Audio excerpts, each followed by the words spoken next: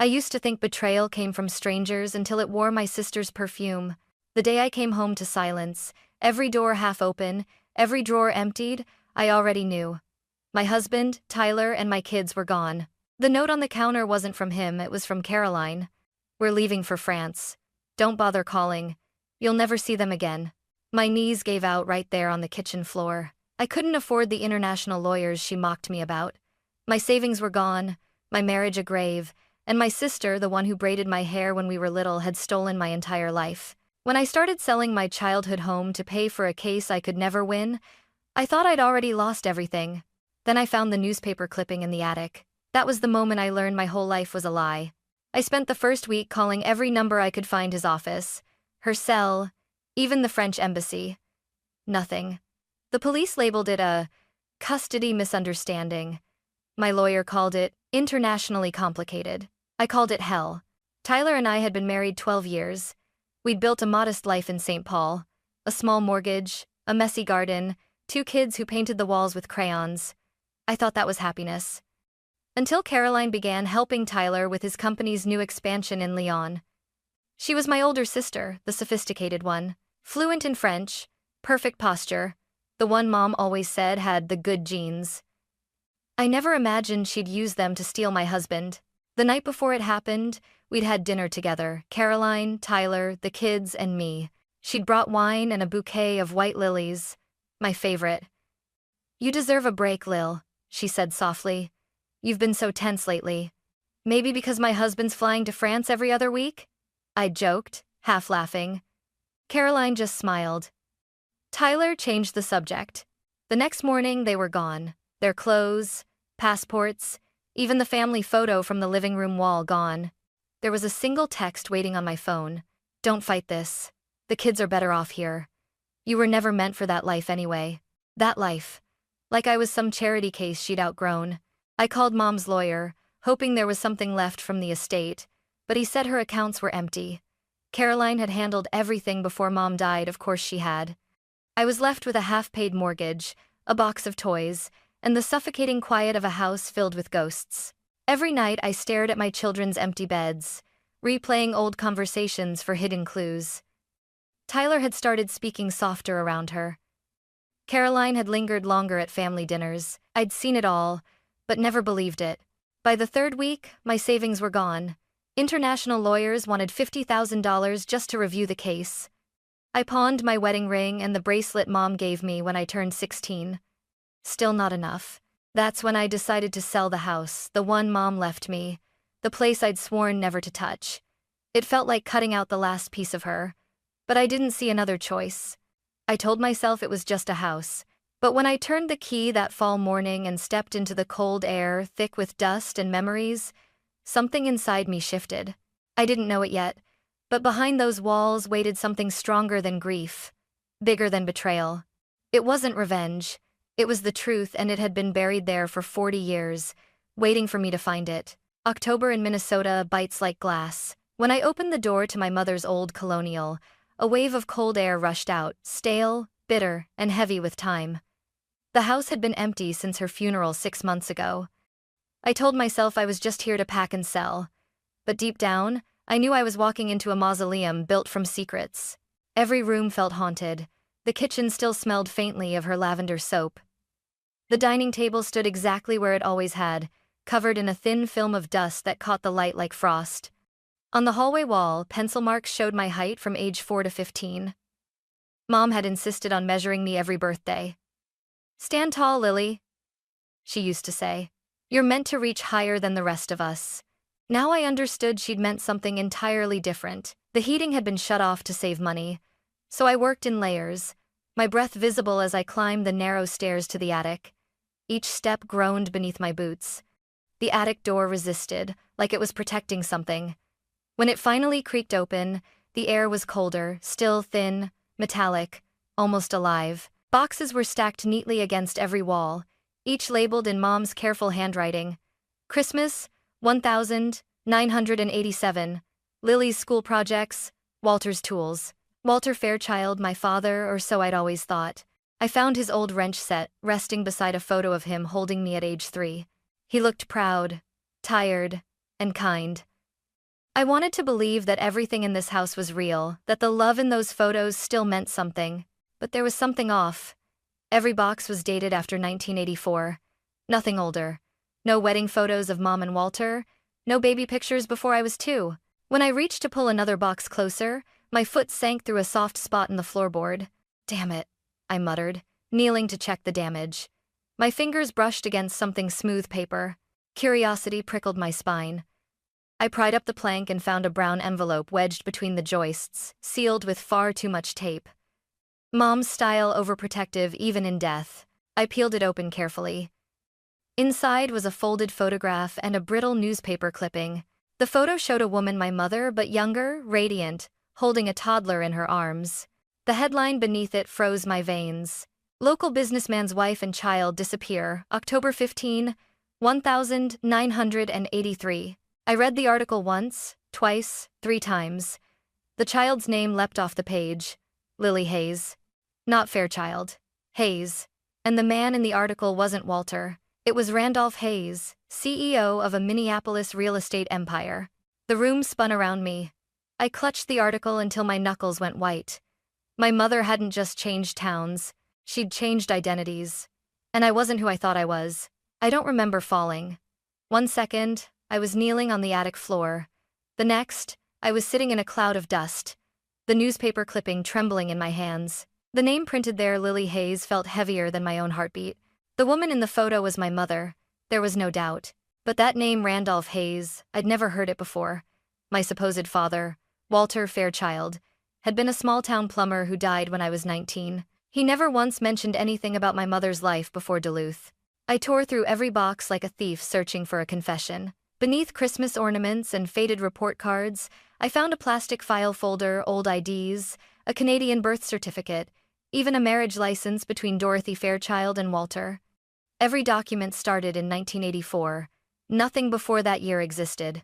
My hands shook as I pulled out a second photo, the same woman, but with a different haircut and a new smile, standing next to Walter. A family built on a lie.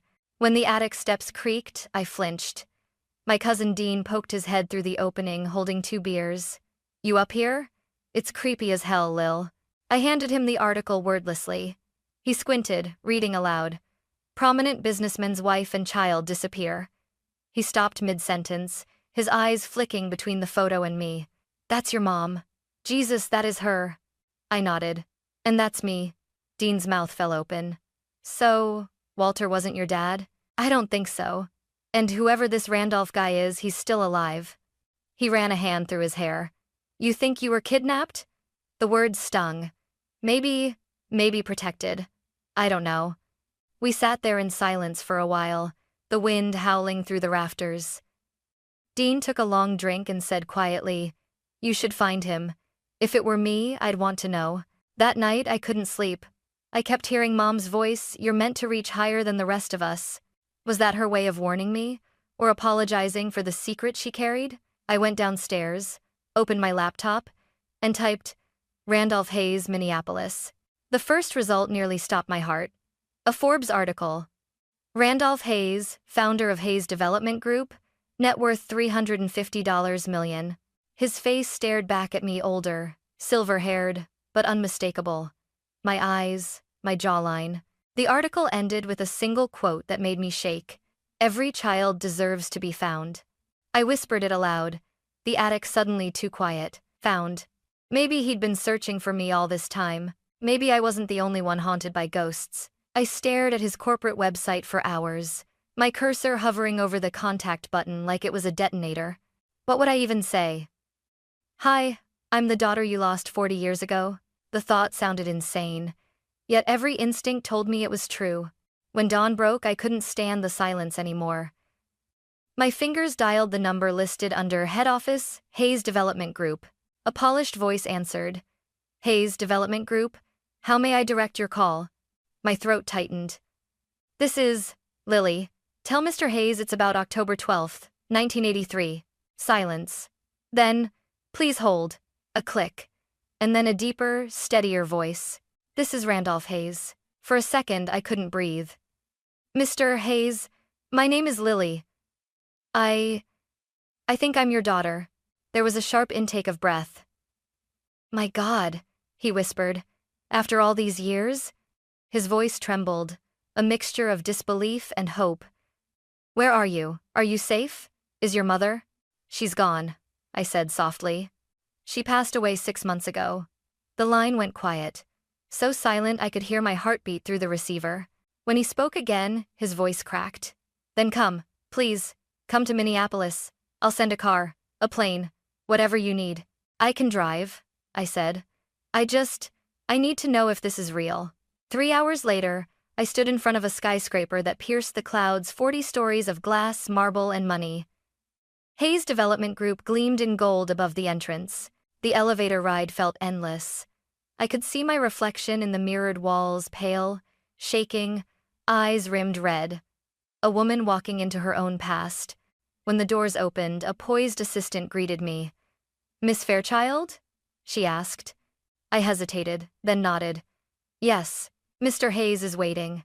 The office was huge, floor-to-ceiling windows framing the city below, sunlight catching the edges of sleek furniture. Behind the massive oak desk stood a man with silver hair and eyes that mirrored mine. He took one step forward, then another, stopping inches away. "You look just like her," he whispered. "Just like Gwendolyn, not Dorothy." For a moment, I forgot how to speak. Then, quietly I said, "She kept me safe." Tears filled his eyes. "I blamed myself all these years. I thought she ran because of me." "She didn't," I said. "She was running from someone." He frowned. "From who?" I hesitated, my voice barely above a whisper. "You tell me." Randolph exhaled slowly, then turned toward his desk. He picked up a thick folder, its corners worn. "Then you deserve to know everything," he said, sliding it toward me. "The man your mother feared? His name was Vincent Cross." Randolph's hand trembled as he opened the folder. "Vincent Cross," he said quietly, "was my business partner for over a decade, brilliant, persuasive, and rotten to the core." He slid a set of yellowed papers across the desk.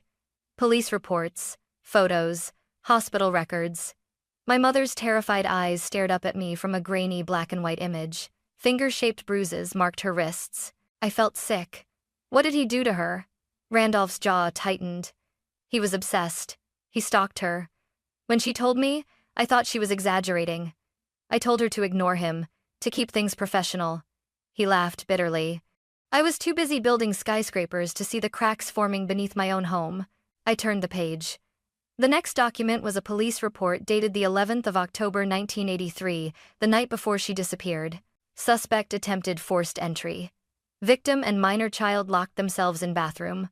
Officers arrived. Suspect fled before arrest. Investigation closed, insufficient evidence. "Closed?" I snapped. "He tried to break into your house, and they closed it?" Randolph nodded slowly. "Vincent had friends. He funded campaigns, golfed with judges. The report was buried before I even came home from Tokyo. By the time I returned, Gwen and you were gone." I pressed a hand to my mouth. "She must have known they couldn't protect her. That's why she ran." He nodded. "And I spent 40 years blaming myself, thinking she'd fallen out of love, or worse, that she'd been taken and killed. I hired detectives, paid ransoms, followed lies." His voice broke. "She was protecting you, and I never saw it." I closed the files slowly, my fingers trembling. For the first time, the woman I'd known as my mother made sense. Her paranoia. The locked doors, the way she'd flinch at unexpected knocks. "She must have been terrified," I whispered. "She was brave," Randolph said. "Braver than I ever was." We sat in silence for a long time. Then he looked at me, eyes glistening. "Do you have children, Lily?" "Yes. Ella and Max." My throat tightened. "But they're gone. My sister took them to France with my husband." His expression darkened, like a storm rolling over calm water. "She stole them?" I nodded. "And I can't fight back. Lawyers, travel, paperwork, it's all money I don't have." Randolph leaned forward, his voice hardening. "Then let me help you." "Why?" I asked, choking on disbelief. He gave a small, sad smile. "Because I know what it's like to lose a child, and because this time, I can do something about it." It wasn't a promise, it was a vow. By that evening, Randolph had already called his legal team: 5 attorneys, 2 private investigators, a translator in Paris.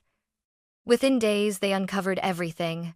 Caroline and Tyler had forged custody documents and falsified travel permissions. Caroline had drained Mom's remaining accounts before leaving. Tyler's business trips were bankrolled by a man named Philippe Dumas, a known fraudster in Lyon. Each revelation twisted deeper into me: anger, shame, disbelief. When Randolph placed a comforting hand over mine, his voice was soft but certain. "We'll bring them home, Lily. This time, no one gets away with taking my family." And as I stared at the photo of my mother clutching a 2-year-old me, one thought burned through the fog of grief and fury. The same blood that made me a victim once was about to make me dangerous. 6 months later, Paris smelled like rain and marble. I dreamed of coming here once, back when it meant romance, not revenge. Now I stood outside the Tribunal de Grande Instance, clutching my lawyer's arm as the massive wooden doors swung open. Inside, everything gleamed: polished floors, gold railings, the hum of a dozen languages colliding under the same roof. And at the center of it all, them. Caroline sat across the aisle, her hair perfectly curled, a beige Chanel suit that screamed money she hadn't earned. Tyler was beside her, wearing guilt like an expensive cologne. When she turned and saw me, her smile faltered. "Well," she said under her breath as I passed, "look who learned to fly." I didn't answer. My lawyer, Amélie Fournier, Randolph's top international attorney, placed a hand on my shoulder. "Let her talk," she whispered. "You'll have your turn." And when that turn came, I didn't hold back. Amélie laid out the evidence piece by piece: forged custody papers, wire transfers from my mother's estate, Philippe Dumas' fraudulent accounts linking directly to Caroline. With every page she turned, Caroline's perfect posture shrank a little more. Tyler tried to speak something about confusion and joint parenting, but the judge silenced him. Then Caroline stood, voice trembling with venom. "She's lying, she's unstable. You think she's a victim, but she's just like her mother, a liar who runs away when things get difficult." Her words sliced through the courtroom like glass. I rose before the judge could stop me. "You're right," I said. "Our mother did run. She ran because a man tried to destroy her and no one believed her. Just like you tried to destroy me." Caroline's lips curled. "You always played the victim, Lily. You were the favorite mom's golden child. I was invisible. You got her love, her house, her kids, so I took them. I just evened the score." My voice shook, but I didn't look away. "You didn't even the score. You proved her right.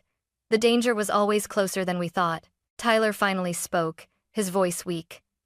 "Lily, I cut him off. "You made your choice when you packed those passports." For a moment, no one breathed. Even the judge leaned forward slightly.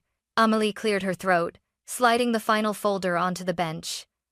"Your Honor," she said in French-accented English, "we have verified financial records proving embezzlement from Mrs. Fairchild's inheritance, fraudulent travel authorization, and multiple violations of international custody law. The children have expressed fear of the respondents and a wish to return home to their mother." The judge reviewed the papers silently. Caroline's confidence cracked. She reached for Tyler's hand. He pulled it away. When the ruling came, it was swift. Full custody awarded to Mrs. Lily Hayes. Travel for the defendants is restricted pending further investigation.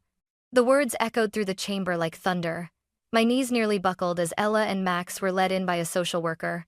Ella ran first, sobbing into my coat. "Mommy, I missed you so much." Max clung to my arm.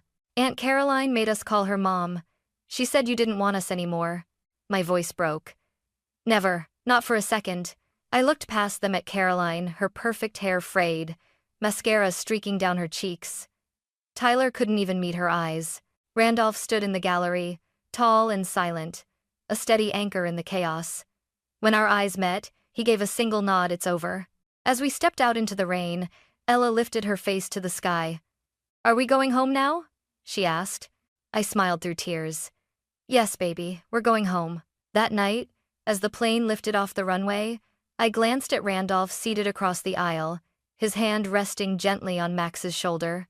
He caught my gaze and said softly, "You did what your mother couldn't, you fought back." Outside, Paris shimmered beneath the clouds, shrinking into the distance like a fading dream. and for the first time in years, I felt free. Not because justice had been served, but because the ghosts had finally been heard. Back in Minneapolis, the city felt different, brighter, cleaner, almost forgiving. After months of courts, lawyers, and sleepless nights, the sound of my kids' laughter filling a house again was the only therapy I needed. Randolph insisted we stay with him until we settled. His penthouse wasn't just beautiful, it was safe, warm, filled with sunlight and the smell of old books and freshly ground coffee. Ella painted in his office while Max followed him everywhere, fascinated by the model skyscrapers on his shelves. One evening, as I tucked the kids into bed, Randolph appeared in the doorway. "They remind me of you," he said softly. "Curious, stubborn, too smart for their own good." I smiled. "They remind me of Mom." He nodded. "She was extraordinary. I just wish I'd known how afraid she was back then. Maybe I could have saved her." I walked over and took his hand. "She did get saved, just not in the way either of you expected. She found safety, and she gave me a chance to find you." The weeks turned into months. Randolph bought a modest colonial house 3 blocks from his own. "Close enough for Sunday dinners," he said, "but far enough for you to have your own life." He offered money, a lot of it to start fresh. But I refused. "I want to build it myself," I told him. He smiled, proud. "That's what your mother would have said." So he helped me differently by connecting me to people, not handing me checks. With his guidance, I opened a small restoration business, breathing life back into forgotten houses. The first home we finished was one that had been abandoned since 1983. When I walked through it, sunlight cutting through the dust, I thought of Mom hiding in the dark, protecting me. Some nights, when the air turned cold and the city went still, I'd visit her grave with a cup of lavender tea, the same scent that clung to her hands when I was little. "I know why you ran now," I whispered one night. "And I forgive you." The wind rustled through the trees, gentle, almost like an answer. For the first time since that day, my sister took everything from me. I didn't feel broken. I felt rebuilt. Not by money, not by revenge, but by truth and the family who never stopped searching for it. A year later, I found myself back in the same attic where everything had begun. The air was lighter now, no longer heavy with secrets, only memory. The framed newspaper clipping hung on the wall beside a photo of Mom and Randolph on their wedding day. Next to it, another frame. Me, Ella, Max, and Grandpa Randolph smiling in front of our new home. Ella had left a new drawing on the desk. She'd drawn all of us again, but this time, behind our family stood 2 faint silhouettes holding hands. "Who are they, sweetheart?" I asked. She grinned. "Grandma Gwen and Grandpa Walter. I think they're watching us." My throat tightened. I think so too. The attic floor creaked softly under my feet, the same floor that once hid a secret, now holding proof of everything I'd reclaimed. When Randolph came up the stairs a few minutes later, he looked around, smiling. "You kept the place just like it was." "It feels wrong to change it," I said. "This house kept our story safe." He nodded, running a hand over the old wooden beam. "Your mother always believed truth would find its way out. She just never thought it'd take 40 years. I turned to him. "She didn't just save me, Dad. She saved you too. She made sure I'd come back to you." He blinked fast, but a tear slipped anyway. "And now it's my turn to protect you and them." Outside, the wind howled softly through the trees, the same sound that used to terrify me as a child. Now, it felt like home, a whisper instead of a warning. Looking out the attic window, I realized something Mom must have known all along. Family isn't who you're born to. It's who fights for you, who stays when the rest of the world walks away. And though the truth had broken everything once, it had also rebuilt me, piece by piece, name by name, until love, not blood, became the only proof that mattered.